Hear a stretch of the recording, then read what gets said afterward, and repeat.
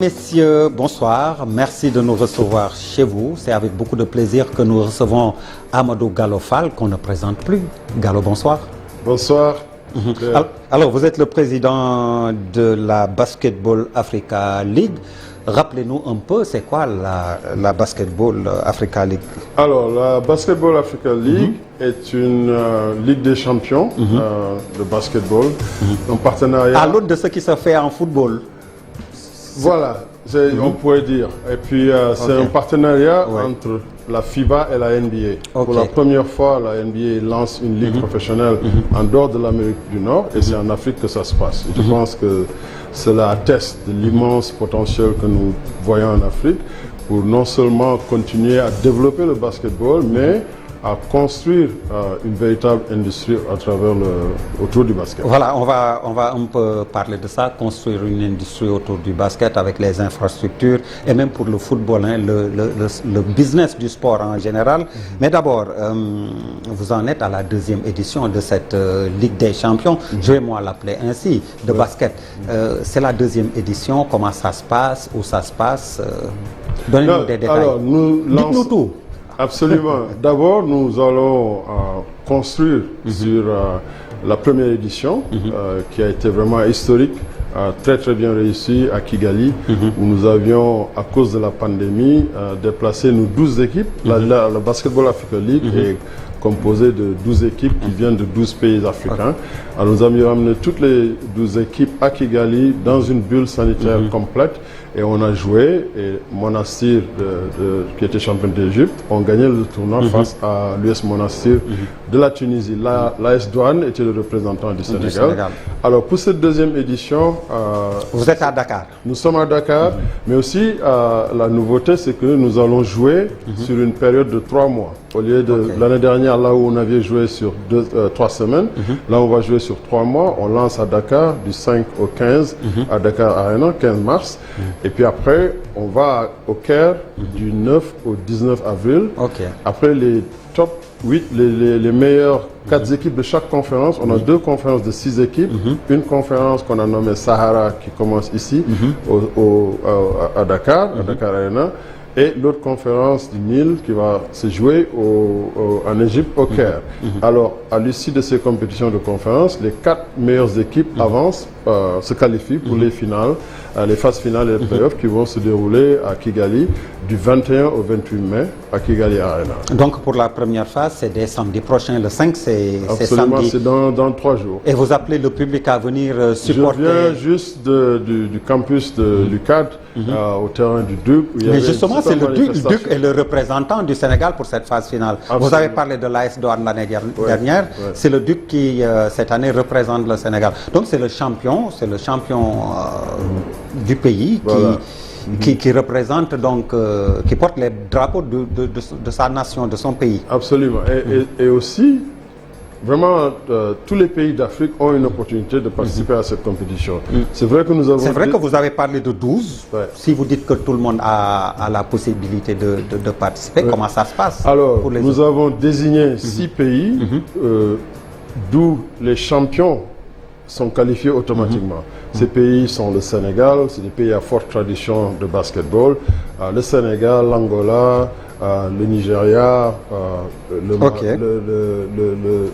l'Égypte, la Tunisie et le Maroc. Et puis les 6 autres viennent de tournois qualificatifs que notre partenaire, la FIBA, organise dans toutes les zones et qui pour délivrer les 6 autres équipes. Et les 6 autres équipes pour cette année sont venues de l'Afrique du Sud avec les Cape Time Tigers, du Congo DRC avec les BS. RD Congo pour être voilà, pour parler français. RD Congo. On a aussi la Guinée, il y a une équipe qui va venir de la Guinée, d'ailleurs qui va jouer le match d'ouverture contre le Sénégal à 17h30, Dakar Arena, c'est samedi. Alors, en termes de retombées, qu'est-ce qu'on peut attendre, Gallo? Alors, ce qu'on peut attendre, on a construit des infrastructures de dernier cri, des infrastructures de niveau mondial. Maintenant, il faut du contenu dans ces infrastructures. C'est ce que nous amenons. Alors, nous amenons ce contenu. Imaginez-vous ces 6 pays qui viennent de 6 équipes qui viennent de 6 pays différents, disons 5 pays parce que le Duc est ici. Alors, en temps normal, sans la pandémie, c'est des gens qui voyagent ici, des supporters qui viennent, ils remplissent les hôtels, ils vont dépenser de l'argent dans les différentes villes.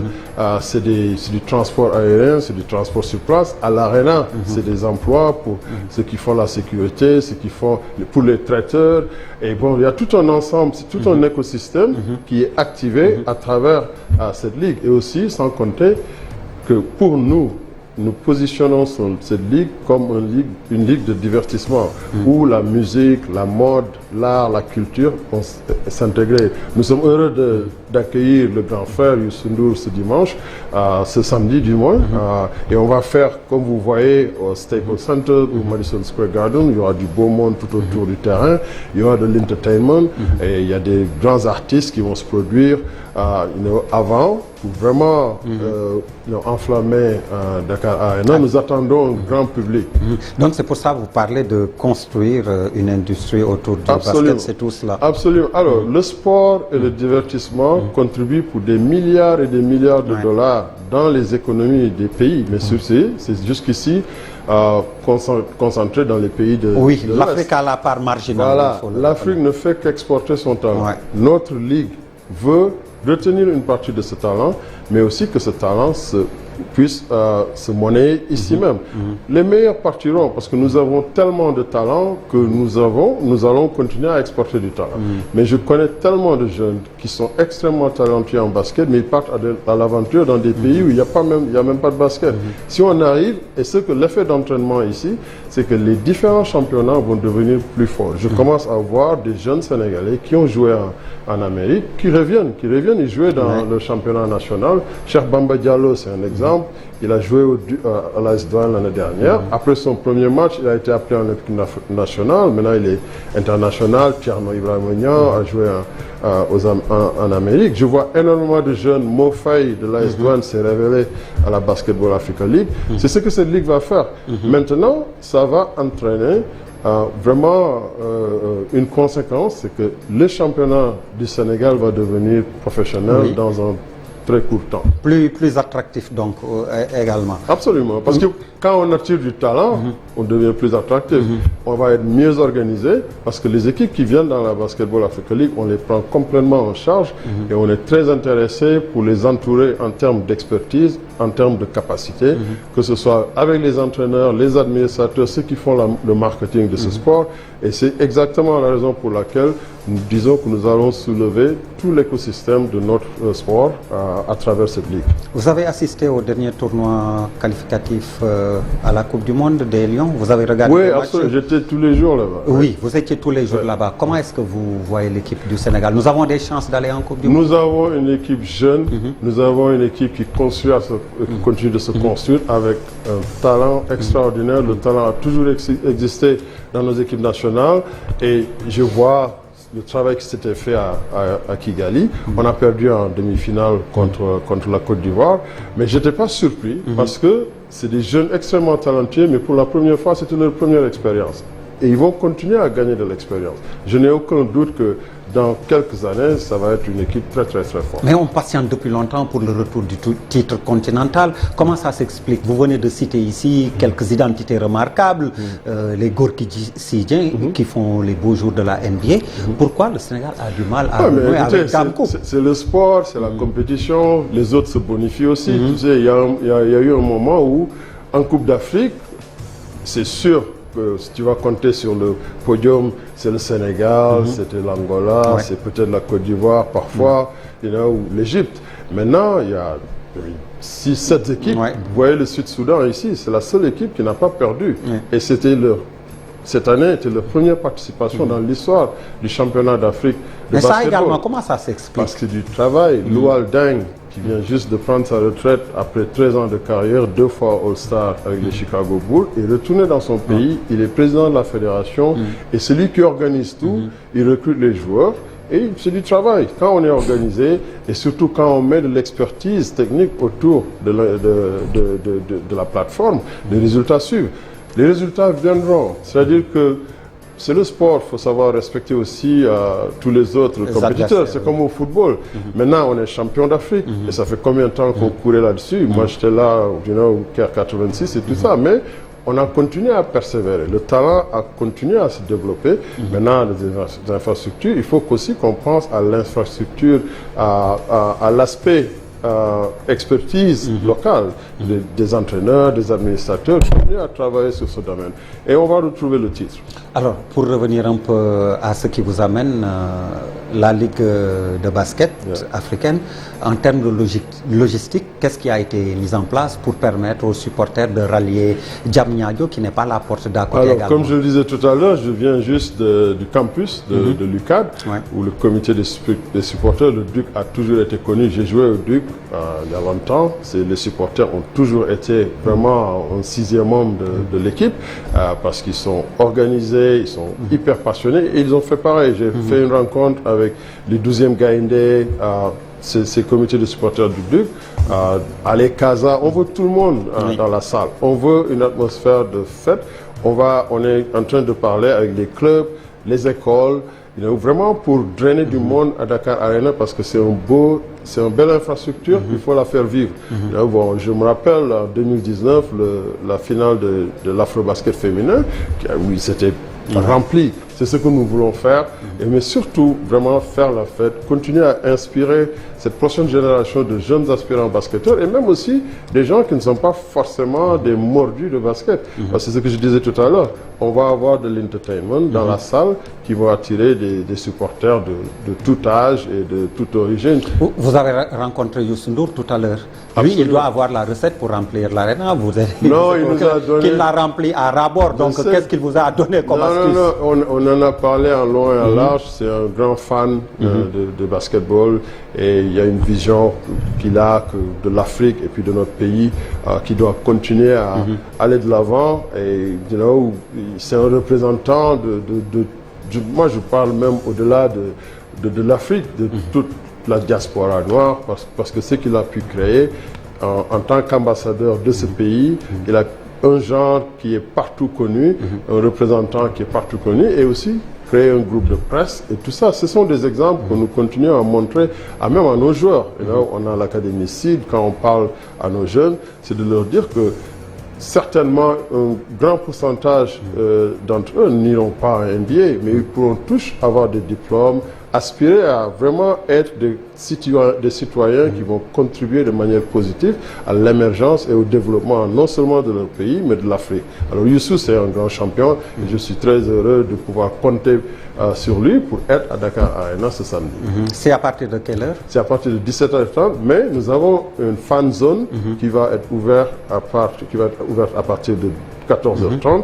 Il y aura, c'est comme une atmosphère de kermesse, il y a un mini terrain de basket, les jeunes peuvent venir jouer, il y aura à manger, à boire. Et vraiment, nous voulons que Dakar Arena soit une destination. Quand les gens iront là-bas, ils pourront passer toute l'après-midi. Vous avez parlé de un mini terrain, mini basket. Justement, est-ce que la formation est toujours ce qu'elle est ici, ou en tout cas ce qu'elle était au Sénégal, et c'est en rapport toujours par rapport aux résultats? Gallo, le mini basket, qu'est-ce que vous en pensez? Est-ce qu'on fait ce qu'on doit faire en matière de formation? Là, je sais que, comment dire, l'effort y est. Maintenant, il faut l'organiser. Il y a plein de, je pense, d'écoles de basket qui commencent à émerger. Il y a la volonté des gens, des anciens sportifs qui retournent dans leur bercail pour essayer d'amorcer des mouvements pour créer des terrains. Ça existe. Il faut juste encadrer toute cette énergie-là. Mais je n'ai aucun doute que il y a un réveil. Et puis c'est un momentum incroyable au Sénégal pour le sport. Le foot a gagné. Nous sommes tous frères du foot, mais je crois que c'est un exemple que tous les autres sports vont emprunter. Pourquoi j'ai confiance que le mini-basket et le travail à la base va continuer? Ce qu'on a fait au niveau de NBA Africa pendant 10 ans, c'était de nous focaliser justement sur le développement à la base. Maintenant, après 10 ans, on a fait beaucoup de chemin, les Junior NBA League et les NBA Academy. Aujourd'hui, la Basketball Africa League vient compléter ce maillon pour la formation. C'est-à-dire qu'un jeune joueur, d'où qu'il puisse venir en Afrique, peut rêver de devenir professionnel et accomplir ce rêve sans jamais avoir à quitter l'Afrique. Alors c'est ça pour nous ce qui nous motive et ce qui nous donne de l'énergie pour continuer à pousser pour que notre sport, vraiment au niveau de notre basketball africain, rayonne sur la scène mondiale. Nous allons avoir des équipes qui vont gagner des médailles olympiques dans quelques années à venir parce que cette ligue est là pour retenir une partie du talent africain sur le continent. Vous ne l'avez pas dit, mais on me signale qu'il y aura également pour les prestations Baba Mal, Mbaye Faye, Dip Doundou Guiss, je pense, c'est un rappeur. Je ne suis pas très branché, mais ils sont tous dans le programme. Ils sont tous dans le programme et il y en aura d'autres. N'oubliez pas que ce n'est pas seulement que ce week-end, nous sommes là jusqu'au 15. Oui. Alors, il y a un autre week-end aussi et puis il y aura des matchs qui vont se dérouler tous les 2 jours. Et après, on a un break. Mais il y a tout un ensemble d'activités de beaucoup de monde qui vont venir visiter le Sénégal. Alors, il va y avoir les pom-pom girls, genre NBA aussi. On va avoir des choses. Parce que je sais que quelqu'un comme le directeur des programmes, Bouba Ndour, il ne va pas manquer ça. Bouba, c'est un connaisseur. C'est lui qui m'a signalé d'ailleurs les artistes comme Baba Mal, Baye Dieye, Dip Doundou seront de la partie. Voilà. Mais plus il y en aura d'autres. Il y en aura d'autres. Parce que là, on est là. Quand je parle de cette locomotive économique, c'est justement pour voir une plateforme pour ces artistes qui sont extrêmement talentueux et c'est l'opportunité vraiment de les voir sur la scène. Il y en aura d'autres aussi qui sont peut-être moins connus. Donc on peut s'attendre à un show à l'américaine. C'est un show à l'américaine. C'est ce que nous. Et moi, je suis en train déjà de visualiser. Donc je vous dis, lors des interruptions, on va avoir de l'animation, les pom-pom girls. J'insiste, hein. Et vous ne serez pas déçus. Hein? Vous ne serez pas déçus. Donc vous pouvez me compter parmi vos spectateurs. Absolument. Absolument. Après le spectateur numéro 1, le grand frère Youssou Ndour, et puis toute la famille de TFM, vous serez tous. Nous serons au rendez-vous, voilà. Inch'Allah. Voilà. Alors Gallo, dites-moi, on peut vous êtes à un niveau supra, on vous félicite, on est très content de ce que vous faites. On peut vous imaginer revenir prendre la tête de la fédération, par exemple, avec comme objectif, comme challenge, de ramener une Coupe d'Afrique, par exemple, comme les Lions du foot l'ont fait. Nous sommes toujours de prendre engagés. Le pari. Nous sommes toujours engagés. Nous avons toujours travaillé avec tous les présidents de fédération qui sont là. Nous travaillons avec le président Babacar Ndiaye. Nous sommes en partenariat pour l'organisation de cette édition de la Basketball Africa League. Nous œuvrons tous pour que le Sénégal continue de briller, non seulement au basket, mais dans tout. Alors, on ne s'impose pas de limites, mais je préfère, travailler et, propulser d'autres et pour pouvoir faire plus large, parce que bon, c'est le monde, le continent est un chantier très très grand, mais nous voulons voir notre Sénégal vraiment comme à l'image du football, reconquérir le titre, non seulement que chez les garçons, mais chez les filles. Mais ça commence par les petites catégories. Je pense qu'il faut qu'on commence à prendre au sérieux nos équipes nationales, les U16, toujours les engager dans les compétitions africaines, les U18, aller au championnat du monde. Ils sont allés au championnat du monde cette année, je crois, en Lettonie. Et c'est un bon début. Et on voit, d'ailleurs, il y a un jeune qui était dans cette équipe qui va jouer avec le Duc, qui est au niveau de la NBA Academy, Babacar Sané. Et c'est ce que nous allons vraiment continuer à créer, ce link entre ce qui se fait à la base et le niveau professionnel qui existe maintenant avec la Basketball Africa League. La Basketball Africa League, tenez-vous bien, va être l'une des meilleures ligues professionnelles de basket dans les 10 ans à venir au monde. Que Dieu le fasse. Inch'Allah. Inch'Allah. Merci à Amadou Gallo Fall. Merci à vous également de nous avoir suivis. Bonne suite de programmes sur la TFM, la télévision Futur Média.